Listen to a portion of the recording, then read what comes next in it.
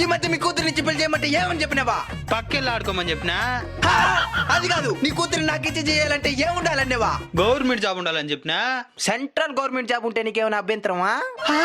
మొన్నే RRB group D exam కి apply చేసుండా. అల్లుడు అప్పుడే వర్షం కలిపేస్తున్నావా? ఇన్ని రోజులు నీ కూతురు చేసుకోవాలంటే నువ్వు డిమాండ్ చేస్తా ఉన్నావు. ఇప్పుడు నేను డిమాండ్ చేస్తున్నా. 10 ఎకరాల భూమి, 10 అంతస్తుల మేడ, ఒక రైలు కావాలి. ఆశకి అద్దుండాలా?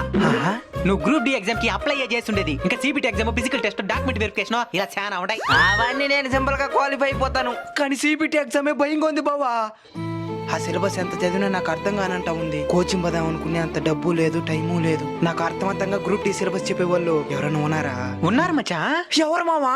ఆచార్య CCF railway group D syllabus కి సంబంధించిన mathematics, general science, current affairs, arithmetic reasoning ని ప్రతి ఒక్కరికి అర్థమయ్యే విధంగా దాంట్లో ఎక్స్ప్లెయిన్ చేస్తున్నారు. కేవలం 600